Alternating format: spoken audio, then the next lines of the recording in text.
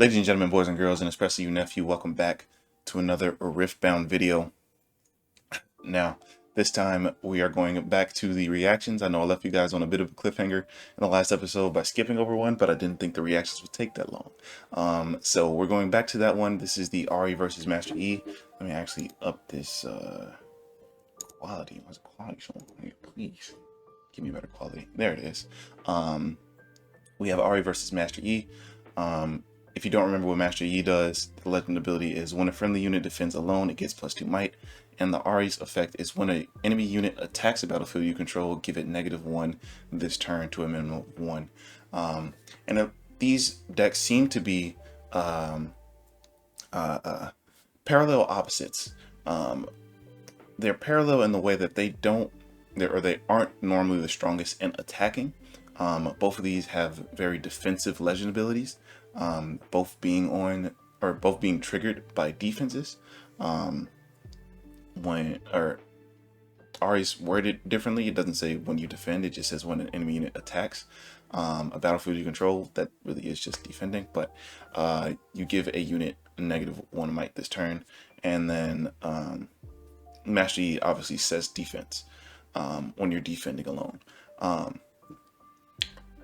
But they are opposite in the way that Master Yi wants the game to go longer and Ari wants the game to end quicker. And you can tell by the battlefields, one being Obelisk of Power, and that says at the start of each turn, each player's beginning phase, that player channels 1 rune.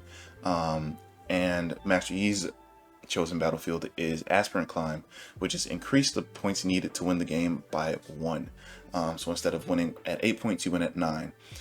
So yeah, the Master Yi player wants the game to be extended to play his larger cost bodies. And Orange has a lot of ramp options, so he needs time to set up to get those ramps out and really control the board with high mighted cards at each battlefield. But Ari does a similar thing, but in the opposite way. Her actual chosen champion, that 5/4 Ari back there, the translation is when I hold, score a point. So what that means is you gain a point for holding, and you also gain a point off of the unit trigger. So you'll gain 2 points for holding with that Ari card. Accelerating that game so it ends quicker.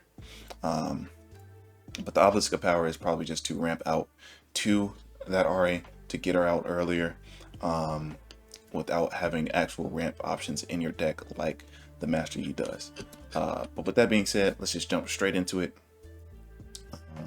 Remember to like, disclaimer, one more disclaimer. Shout out to Josh Snyder. This is the original uploader. He will be linked in the description below, just like last time. But shout out to Josh Snyder, who uploaded this top 32 match in the first place, and hopefully allowing me to commentate over his video. You know, I don't have a way to contact you, but hopefully you're chill about it. But yes, so the Ari player is going first, so they will gain 3 runes off of Obelisk of Power, and use those 3 runes to play the Wielder of Water, and that says when I'm attacking or defending alone, I have +2 might. So adding on top of the Ari effect, one, it has an attack trigger, so it's able to get in, becoming a 3/4 instead of a 3/2. But also on defending becomes a 3/4, but stacking on top of the Legend Ari trigger, it's another -1 might to the math that you have to do, or that the opponent has to take care of. For the Master Yi's turn, they play Find Your Center, which says if an opponent scores within 3 points of victory, this costs 2 less, and then the actual spell action is draw 1 and channel 1 rune exhausted. So that's one of the ramp options that Master Yi has available to him. That being a green card means that Ari has that card available, but Master Yi also has a lot of orange ramp cards as well, which we more than likely will see in this game. So the Ari player does move the Wielder of Water to Obelisk of Power, conquering it because the Master Yi passes priority back, going up to 1 point, like I said, getting the things started off early, and then tapping 2 to play Stalwart Poro, and leaving 3 up. Looking at the board here, I would have fell for this trap. I would have played out my Ari. I had 5 runes. I had the green rune to recycle. I would have played out that Ari from the champion zone, more than likely directly to the battlefield. But the reason why I say that's a trap is because the Master Yi just ramped, so he's at 5 currently. Next turn he'll gain two runes, going up to 7, and his leader, his champion unit is that 7/6 Master Yi, which enters ready, and has ganking. So that would, so even if, like if I had played out that Ari to that battlefield, I'll be tapped out. I'll have no defense outside of my legend ability, and that could subtract 1 from the attacking Master Yi, bringing him down to a 5 might, but still just send all 5 of that might to that Ari, get her out of the game for now. Who knows if he has another one in his deck, but slowing down Ari's ability to ramp that win state. Excuse me. So he just plays out the Stalwart Poro, leaving up 3 as defense, just in case he wanted to still play out his champion unit and attack into the Wielder of Water. But that 3 runes up as defense with green and blue is very, very terrifying to try to attack into. So I doubt that the Master Yi will do that. So he taps 2 for a meditation, and that says, as an additional cost to play this, you may exhaust a friendly unit. If you do, draw 2, otherwise draw 1. So he just uses this to draw 1 card. And I see another ramp card in his hand. He might, yeah.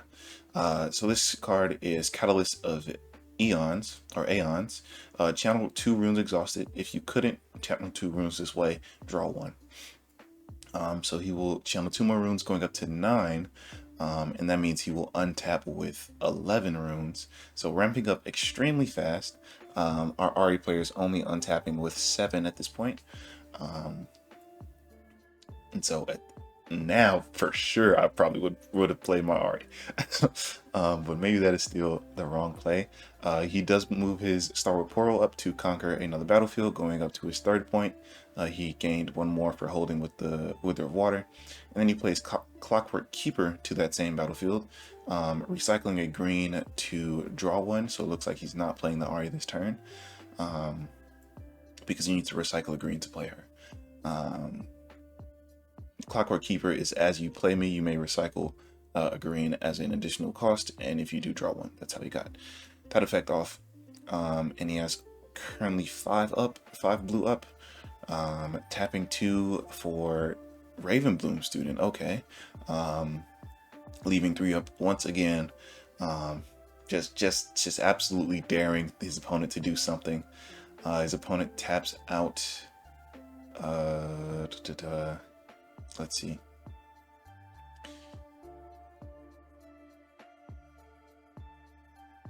Let's see what he does.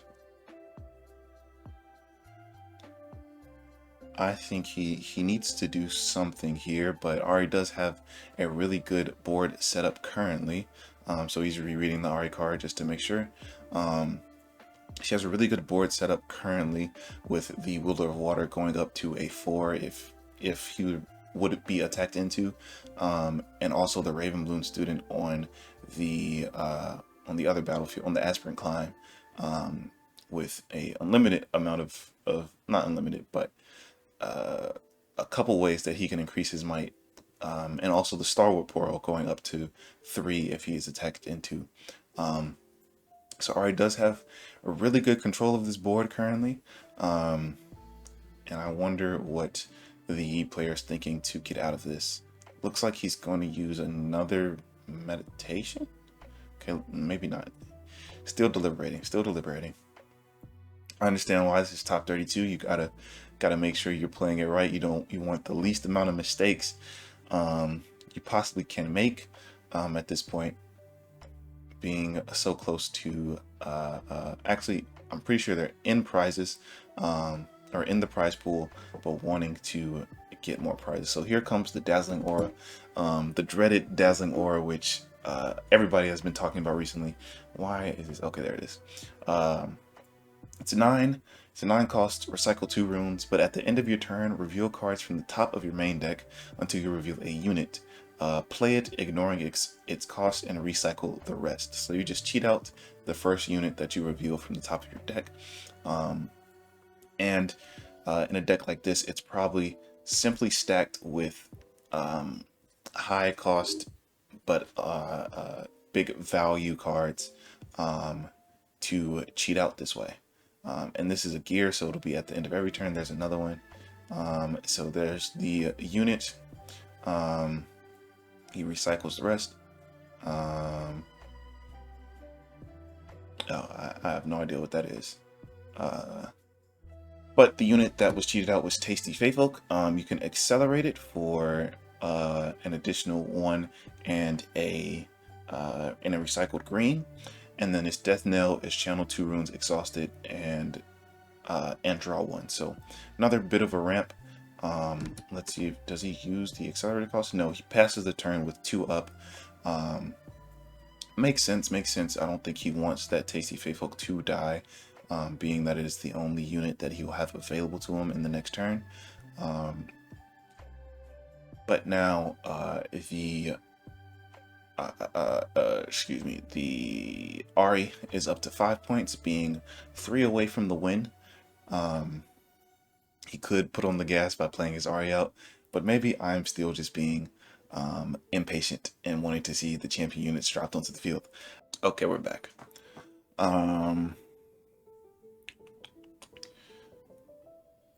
But let's see what we got here.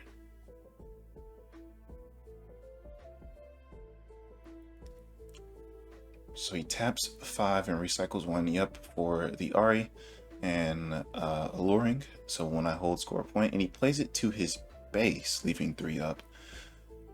That is strange. I honestly would have played it onto, you know, I think this is smart. Probably I'm probably messing up the actual play here. The Ari is at its base, which means that it's on your opponent's mind, but you can also follow it up with more cards in the next turn. But the Ari effect is when I hold, score a point. A way to win this game is when you hold to the win value. So currently it would be if you hold to 9.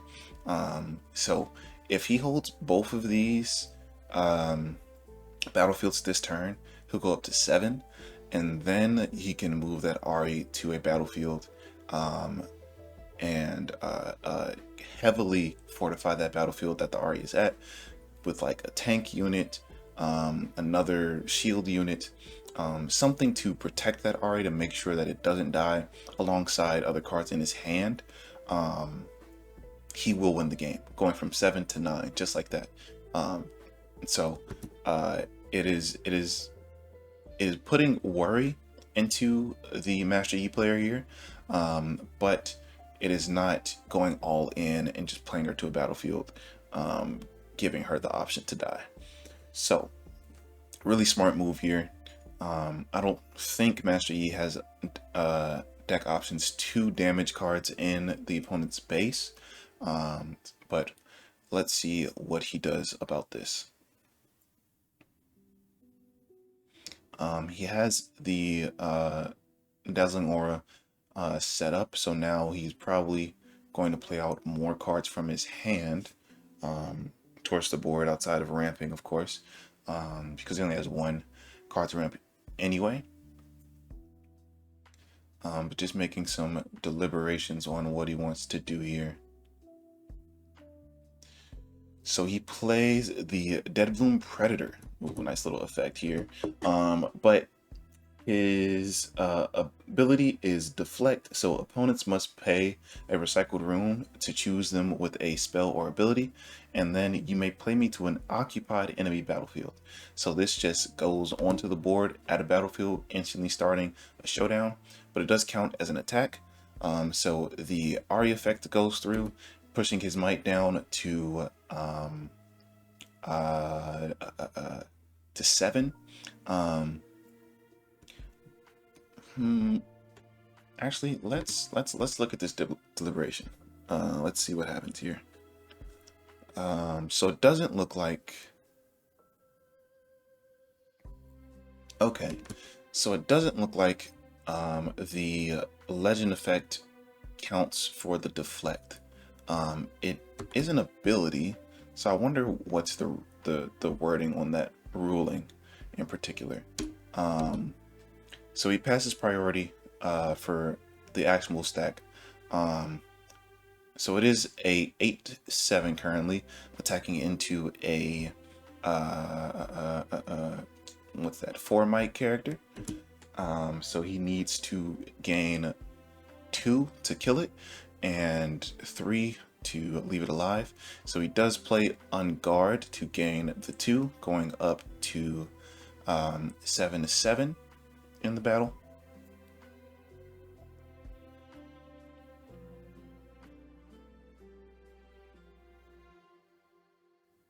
And the opponent responds with a discipline to give it another +2 might and to draw 1.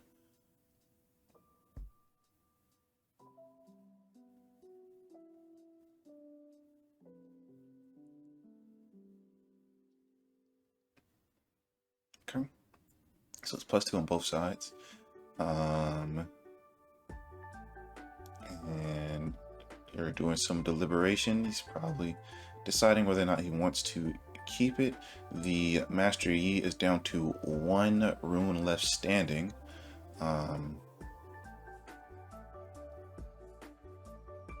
So he plays a second Unguard to give it another +2, matching the mites once again. Now it is it both went up 2, so now it's currently 9/9.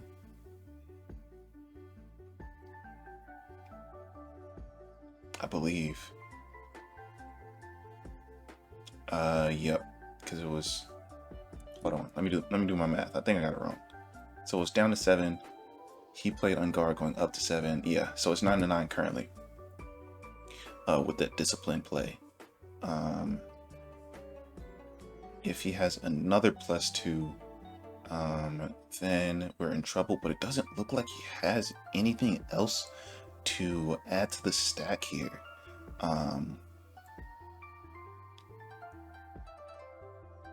So he might lose this attempt to conquer, but he does have the Tasty Faith Folk on the line. To go in for another attack if he so chooses.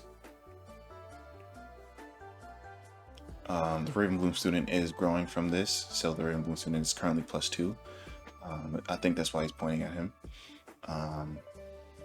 But he does. I did see a Stupefy effect in there in his hand, so I wonder. Okay, so yep, the priority passed back to him. So knowing that he has no other responses, he will react once again with Stupefy, giving him another -1, allowing his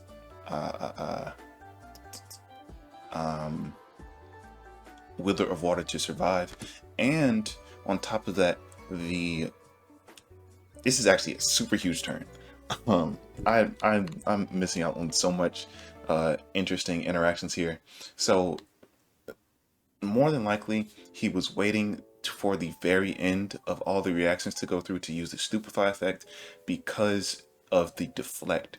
You can see he prioritized the unguards to target his own unit instead of targeting the Driftborn. I think that's what the name was. I think it's Driftborn or Bloomborn something. So he didn't have to recycle any runes. But knowing that the opposite player does not have any more reactions to to this current showdown. He uses the Stupefy last to recycle a rune, ensuring that the Wielder of Water stays on the board. And the other interesting thing is these counters from the Unguard does not stay per showdown, but it stays per turn. So the Wielder of Water is still currently two mites or 4 might added to 2, so that's 6. And so if the Tasty Faithfolk came in for an attack, that will re-trigger his character ability, getting him another +2 might, and going up to 8 into 6. So now he's not overly, but given even more defense to the battle this turn.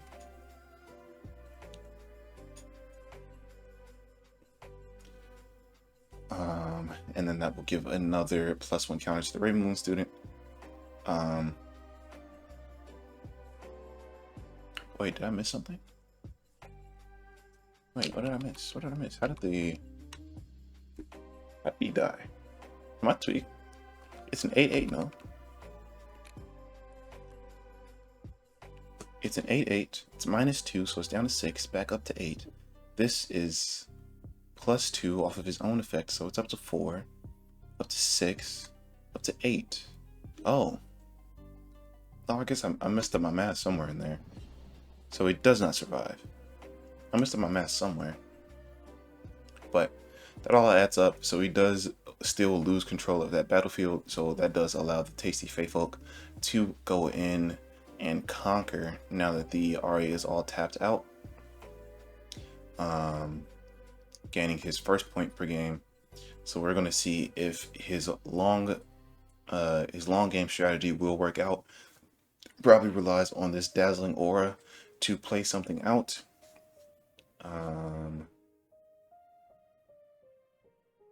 Oh, he uses Charm for his last effect to force the RA to move into the Tasty Faithfolk and losing that showdown.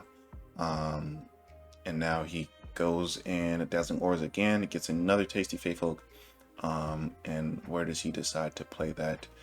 To his base, it looks like. And he passes the turn. It's all tapped out, but the RA has been slowed down quite a bit here, going up to 6 points. He still has 3 points to make it, or to make it 2, losing his champion unit in that skirmish. Really strong turn from the Master Yi here. I forgot about that, the charm card that he had in hand, to force that RA to move early without any defense or sacrifice. So he plays the Thousand-Tailed Watcher to give -3 to enemy units for this turn. So it'll give -3. The Master Yi effect will give it +2, so it only get -1, but that is still enough to, well, that was really still overkill to kill the Tasty Faithfolk, but he will gain 2 runes exhausted and draw a card,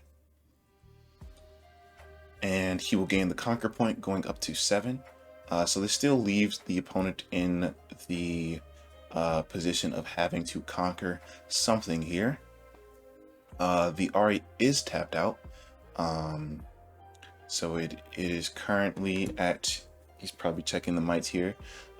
If he attacks with that Tasty Faithfolk, it will be 6 into 7 if he goes into the Obelisk of Power, or it will be 6 into 3, 5, 7 as well. So 6 into 7 both ways, depending on where he attacks, especially because the RA is tapped out. He hopefully should have something else to help him out here. If not, he has that Meditate card, which I believe could draw him into something. He is at max runes currently, so let's see what his options are, or his choices are. He has, I believe that is not the signature spell. I'm thinking of the wrong leader.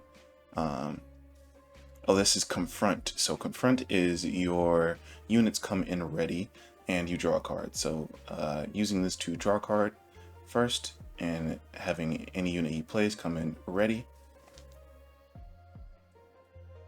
And he did draw into a unit, a big unit at that. I believe that is a volley bear in his hand. No, it's not a volley bear, but it is 10 drop. I'm having a trouble pinning it down because of his shuffling. He's doing the TCG shuffle. He has the 10 runes to use, but does he want to tap out is the question. That will leave him defenseless on the defensive turn. What card is that? Let's see. Oh, dang it. I need you to move this camera one more time.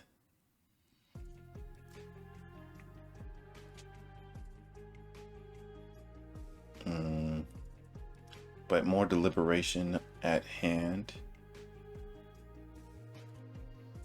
Oh, it's a 12 unit. I don't know what that card is.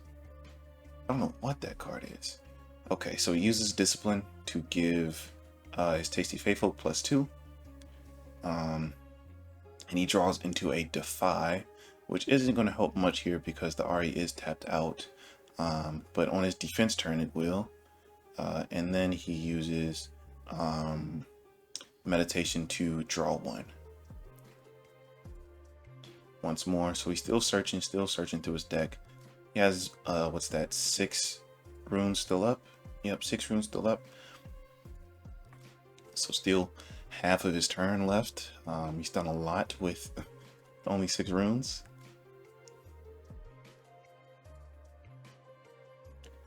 So currently this Tasty Faithful can win. Yes, can win any battle. Not win, actually. Can tie for any battle that it goes into because of the RE effect. The RE effect will bring it down to a 7, and that will only match to the units that are currently at each battlefield. But he at least does not have to worry about the RE using any runes for any sort of trickery in hand. Unless there's some zero cost event that they added in for simply for this tournament, but more than likely it is not. So he uses Zonia's Hourglass regularly, and it says the next time a friendly unit would die, kill this instead and recall that unit exhausted. So let's send it to the base. So he does send it to die with or to clear out the Aspirant Climb battlefield, using the Zonias to keep it alive for the next turn, sending it back rested, and playing another Zonias, and passing the turn, starting up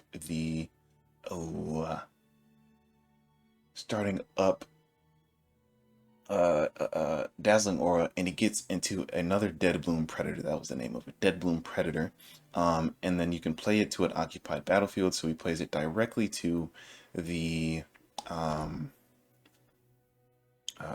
Obelisk of Power, and because of the RE effect, it will knock it down to 7, but it will still tie the turn, clearing out the I'm forgetting the name of that thing, the good boy, I'm gonna call it for now. So a huge hit off of Dazzling Aura there, clearing out another point, so he doesn't just have a way to play another Accelerate card and win the game on the next turn. He uses a Stupefy, more than likely to draw a card, giving -1 to a unit, because it's there, but just also looking through his deck currently.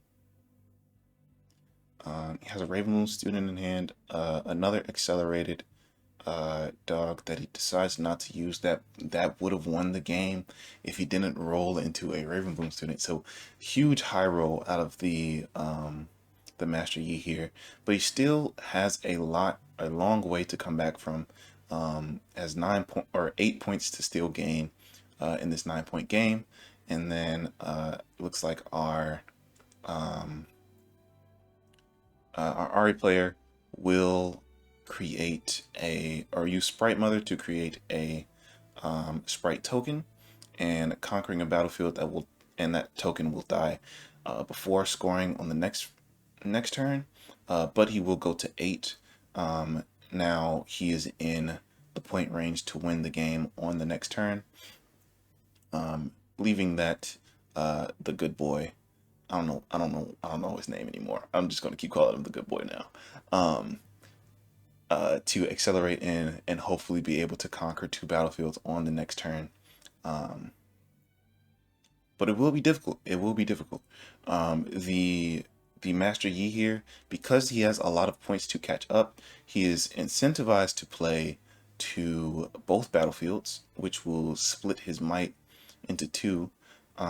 So that will allow the Ari to play out the good boy, giving -3 to all mites on the board. So that'll push the Tasty Faithfolk down to 3, and then he can attack in solo with the Wielder of Water, and that will be 4 and a 3, which means that the Ari player will need some sort of defensive spell to keep the Tasty Faithfolk alive and to continue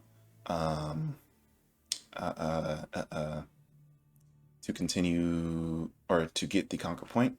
And that is exactly what he does, because he has to catch up in points. He will go up to 3 points, splitting his units up, and then rolling again on the Dazzling Aura. So there's one Dread Bloom. Is that the thing? Is that the name? Did I get it right? Dread Bloom? I think that's what it's called. In his field. Oh, that was a volley bear. It was just alt art for it. If you rolled that off of the Dazzling Aura, to play that at one of the bases. So he does fortify his base with this volley bear. So it has shield 3 and tank. And when an opponent moves to a battlefield other than mine, draw a card. So a huge card here. So it's 13 might on defense, which I guess it's pretty strong. It is a 12 and 2 recycles, so that makes sense. And it has to be assigned damage first. Oops, my fault. So yeah, really strong turnaround here for the Master Yi. And this also works in... What happened here? What happened here? Did I miss something with the graphic up? Oh yeah, so this is Dazzling Aura. So Dazzling Aura plays out another Tasty Faithfolk. So that's all 3 of those, and it looks like he's playing it to a battlefield to help with the defense. The Ari player can set up for 1 more turn. That does give another casino roll in the Dazzling Aura to trigger and get them another large body on the board, because he is fortifying hard, because currently to attack into, it will be going into 16 might, actually 16 plus 3, so 19 might defense, or a, what's that, 14 might defense, with the deflect card. Ooh, he picks up a time warp. Ooh, that really would have helped a lot with the Ari play. But now I don't know how much it could help him. Like I said, he does have another turn, or yeah, another turn to continue to set up, to match Master Yi in the slow game, and just play patiently. But that will just allow the Master Yi to build up even stronger cards and a stronger defense. So bit of a tough situation just switched from the Master Yi back to the Ari, and let's see what he decides to do. So he does play out the good boy, Thousand-Tailed Watcher. That's too long of a name. I'm gonna keep calling him the good boy. He plays this out doing -3, but he does not play the accelerate cost. -3 to all units. And he does attack into this battlefield. Wondering where he will send the 4 damage to. He will send it to the Tasty Feyfolk, giving him the channel and the draw. And then playing out a Ravenbloom student. Yep, taking this turn to set up, getting rid of at least 1 body on the board, allowing him to go up to 5. Next turn he'll go up to 7. But I don't think he really has another turn to stall here. It might be now or never. He does have another 8-drop in hand, so there will be 2 bodies coming out this turn, and he has 2 charm cards in hand. So he does use charm on 1 on the good boy,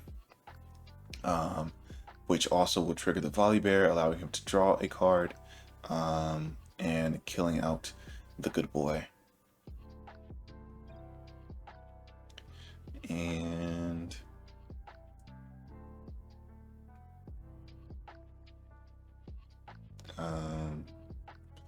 let's see what's the play here. He plays out another Dead Bloom Predator. I don't know why I can't remember his name. Then plays out another Dead Bloom Predator to the battlefield.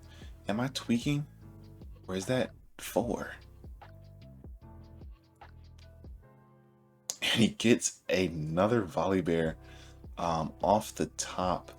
Really, really, really bad for the RE player here.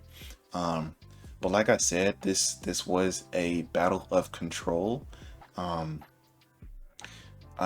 do think the game went on too long, and that's how the RE player lost control.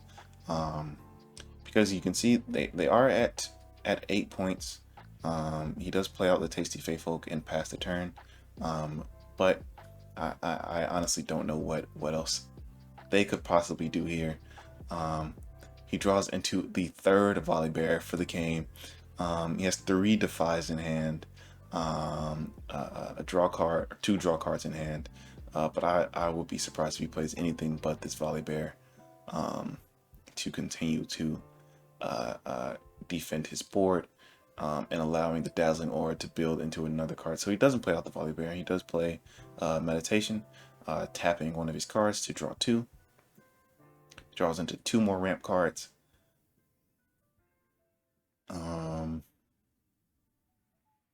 Looking through his trash, probably checking for something else in his deck, but doesn't look like. Just don't know what he's looking through his trash for.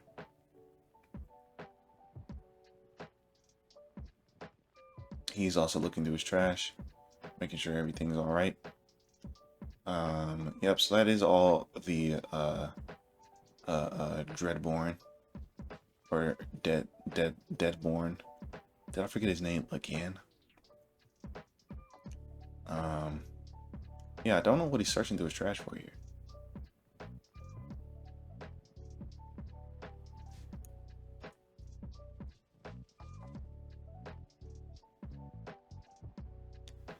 But let's see what he has in store. So he taps 4 for Catalyst of Aeons to channel a rune, but because he didn't channel 2, he'll draw a card. And he has another ramp / draw card here to draw 1 and channel 1 exhausted. And it cost 2 less because the opponent was within the score range. He will draw more with Mobilize. Might draw more with Mobilize again. Probably just trying to get all of his spell cards into his hand for the Dazzling Aura to hit. And he passes the turn, starting out the Dazzling Aura. Maybe, yep, so that's all the creature cards he has in the deck. So it really was just filled with draw spells and big body creatures. Yeah, I don't know how I feel about that. That's kind of cringe. But who cares? So he has tank, so he unfortunately cannot play that the way that he thought he could. He will draw a card off of the death, but they will draw a card off of the volley bear, and this more than likely will be GG's.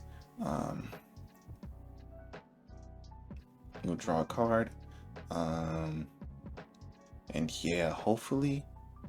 Yep, he passes it and calls it there. So that's GG's for this game. It looks like they play, maybe they just play one more, so I'm assuming the Master Yi wins again. That is a very, very, very difficult deck to go over, especially when you don't have like full-on removal. Yeah, that's difficult. That's really difficult. I honestly don't know what the Ari player could have done better. Maybe cheating out that Ari, like I was saying, could have accelerated them to be closer before they had the Dazzling Aura on the board, and started to cheat out their big cost cards. But I guess you never really know, because there's always the option of them playing out that Master Yi and attacking directly into that Ari. Outside of that, I didn't see many tank cards. Maybe that is something that in because I am making an Ari deck. I'm making a deck for every leader for videos, obviously, but in the Ari deck, maybe tank cards are of huge importance, and I can think of at least one blue card off the top of my head right now that can take at least 2 damage away from the Ari. But yeah, very hard deck to win against when they're cheating out, or when they're playing multiple 6 and up. Actually, yeah, I think all of their units are 6 and up, and in a deck that is mainly focused on defense, very difficult to get over. But yeah, that is the first game, and God, that took us 42 minutes to react to. But I do still want to get to this one. So we're going back to channel 2 Riftbound. We did cover a video from this channel before, but I wanted to cover this because this is not this is an Annie and Misfortune in the regionals. So this is not your average meta deck. There's no Master Yi this time. And not only is there no Master Yi, let me look up Riftbound tournament results.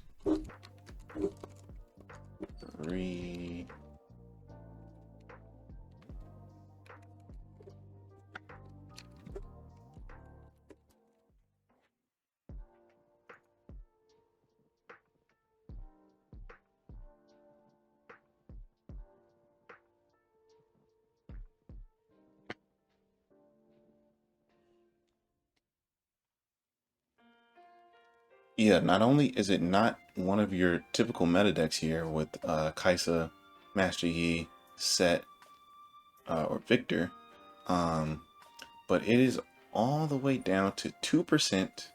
And is it right here? No, it's Volley Bear. Yeah, both at 2%. Yeah, just 2 deck lists in tournament gameplay currently for both of these. At least being tracked by this this leaderboard here, which actually I'm pretty sure did track these tournaments. Yeah, here's the regionals right here. So yeah, only 2 deck lists of Misfortune and Annie here. So really want to see what they cooked up for here, especially from the Annie deck, because that is a deck that you get from the Proving Grounds, which is sort of the best value you can get currently with this game. It says it's at 1080p. It doesn't look like it though. But yeah, once again, shout out to channel 2 Riftbound for posting this video and hopefully letting me react to it. So Annie Darkchild, like I said, from the starter decks, and her abilities at the end of your turn, ready 2 runes. In the battlefield chosen here is Reaver's Row. When you defend here, you may move a friendly unit from here to the base, so allowing you to retreat on your opponent's attack. And then going up against the Misfortune Bounty Hunter, you can go back one. When you conquer here, recycle one of your runes.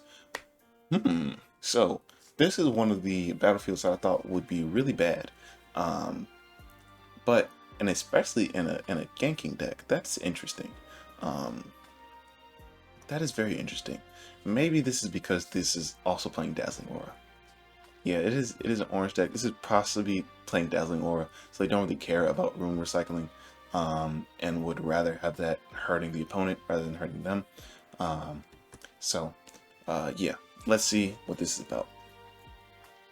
Looks like the champion unit for the Misfortune is the ganking one. I'm forgetting the effect. They'll probably show it later on. But it's the orange Misfortune for the champion unit. And they tap one for stack deck, which is just a top 3 search. Put one in your hand, recycle the rest. And absolutely ridiculous card, by the way. You literally just look at the top. You look at 3 and you draw what you want. And you recycle the rest. It's absolutely ridiculous. But yeah, for one room. So the Annie will start off with Sneaky Deckhand, and oh wow, instant reaction here. But yes, Annie starts off with Sneaky Deckhand. You may play into an open battlefield. So he's going for a early point here, but the Misfortune has a card to deal with it. You may return a unit with 3 or less to the owner's hand. So we'll return the Sneaky Deckhand back to hand, sort of just wasting the Annie's turn. But she will stand up 2 at the end of turn and pass. The Misfortune will play out the Mobilize to channel a rune and Exhausted. So getting a little bit of ramp in and passing the turn with 2 up. So it still can definitely be a Dazzling Aura deck. They have the ramp that we see already. They do play Kassa with the Accelerate. Kaisa paying the Accelerate cost to give her a early conquer, allowing her to draw a card. Getting a little bit of consistency with the Annie deck because I went over. So yeah, another ramp here. So this more than likely is a there it is, Dazzling Aura right there. Oh man, this kind of sucks. Might have to run some gear destroying cards. Yeah, they ramp 2, leave 3 up, and pass the turn. But what I was saying was the reason I believe Kaisa was so far ahead of the meta compared to Annie, even though they do similar things, is because Kaisa's color pool includes blue instead of purple, allowing her access to more draw spells and draw characters, making her consistency much higher. But looks like the Annie player here has thrown in more than likely 3 Kaisas to get a little bit more draw consistency, getting their spells out while also getting the leader effect of standing 2 up at the end of turn, getting more and more curve value, just like this. So, and just like this, like I said, they tap out with their own stack deck after playing the Darius, and Darius says after after you play your second card, ready him and give him +2 might. So he comes in, stack deck, and then he'll come in ready, and at 7 instead of 5, and he will conquer the other battlefield, and that forces you to recycle a rune. So the Annie sticks around 4, and the Misfortune is at what's that? 5, 6, 11. And there's the Dazzling Aura. And now the game has began. And the Annie doesn't really have, and boom. Yeah, you can see him pray to the gods, and they deliver a Dread Bloom directly to the whatchamacallit? The Darius. So luckily, Annie does have the spell for it to use Flash, moving the Darius back to base, protecting him for the turn, giving him the conquer point, but at least keeping his Darius alive, which is actually huge because now you can tickle some damage onto the Dreadbloom before attacking in, while also, and that will also buff the Darius. And he has Cleave, which will give Darius Assault 3. So he is now ready and +2'd. Well, he was always ready, but now he has his +2, and then Cleave giving him +3 on attack. And then they have another bounce spell with Rebuke to send the Darius back to hand. But they are recycling a lot of runes now, but they do have the Dazzling Aura on the board, so they don't really need much else here. So they do play out the Nox is Hopeful because they cost 2 less for the Legion effect. And then they stand up 2, ending their turn and passing. So the Misfortune will gain 1 more point here, going up to 2 to 4. Misfortune will give Dreadbloom the ganking effect, allowing him to move from battlefield to battlefield, moving against the Kaisa, and the Annie will use the battlefield effect to retreat the Kaisa back to base, allowing him to conquer with the Dreadbloom, and we're going back to the ramp zone. But it looks like he's playing out the Misfortune. Okay, this is what it was. First time I move, you may ready something else that is exhausted. Okay, so it looks like he's playing out the Misfortune here, but not playing her Exhaust. Instead using, instead of passing the turn, and using the Dazzling Aura to play out the Mind Splitter. And this is when you play me, choose an opponent, they reveal their hand, choose a card from it, and they discard that card. Absolutely insane to cheat out off of Dazzling Aura. So he's looking at his hand currently, and he's playing it to a battlefield to help with defense. And now he's looking at his hand, more than likely going to take care of that Darius. Yep, discarding the Darius, returning his hand. So now he has big information on all the cards in his hand and has gotten rid of one. Not something that I am able to do with my brain that I have to keep track of somebody's hand size. Or did he not discard a Darius? Or did he draw into another Darius? I actually don't know which card he discarded. It was Darius. It was just the alt art. Okay. And so now, because he is the second card played, he will attack into, oh, really rough here. He will attack into Reaver's Row, but the Misfortune does have her signature spell, which is pay any amount of recycled runes and deal that much damage to all enemy units at a battlefield. So let's see how many runes he chooses to recycle to deal said damage. He recycles 4. It looks like. Yes, it looks like 4. To deal. That will get rid of the Kaisa and the Nox is Hopeful, and it will allow the whatchamacallit not to survive.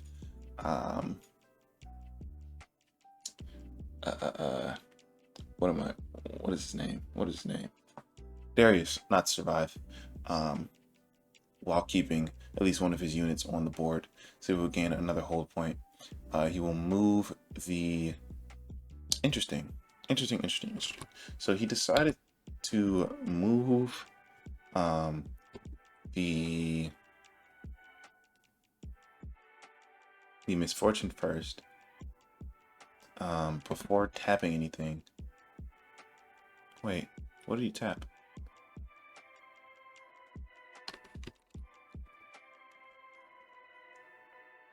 Oh, I'm sorry. I'm forgetting. This is something that I constantly forget. Floating. So he floated all of his runes then move his misfortune to restand one of his runes, and then paid with the one for another mind splitter to look at his hand once more, and discard one from it. Looks like he discarded the move spell, Ride the Wind. So hand disruption and ganking. This is a really strong deck. Too bad I think Dazzling Aura is cringe, but yeah, that's what I expected him to do. So he gains another point for ganking, catching up in points, and having a very strong defense, getting another Dazzling Aura trigger to play out a Volibear, and that is the big guy from last game. So almost a mirrored deck to the Master Yi from before. So he does play out Annie from his champion zone to gain a spell back from the trash, and then he taps out for a traveling merchant, for 2 traveling merchants to his board. But at this point in the game, it is very difficult to win here, and now he is at a point where he has to clear out the entire board in some way, and then Dazzling Aura gives him another Volibear as he passes the turn. And yep, he plays it to the same board with the other Volibear, making it just even harder to deal with here. Getting 2 draw triggers off of both the Volibears. So instead he does send it there, setting it to die just to draw 1 trash one. And yep, he says GG's there, and shakes the hand. So yeah, another Dazzling Aura deck. Very annoying. I won't lie. I'm very annoyed. I'm not even playing the game. But yeah, getting out these large costed bodies for a very easy setup seems very difficult to get over, but it is not that it's impossible to get over. It is unfortunately something that you have to build directly for, which is a challenge, but I'm sure a lot of people already are and will be doing. Like we saw in the last video with the Darius deck, that's really designed for quick wins, not allowing them to ramp that fast to 9 without being very far behind to the point of losing the game. But it is still extremely difficult to work around. So excited to see how this meta develops over the next couple of months. I know that the next set comes out, I think it's December. I believe it's December. So I wonder what that will do to shake up the meta, and how the meta develops, because we are still in the early stages of this game. Like, it hasn't even been released in the English form yet officially. But yeah, that's going to be it for today's video. I hope you guys enjoyed watching it. If you did, please leave a like and consider subscribing. And remember to support your local card shops, and goodbye.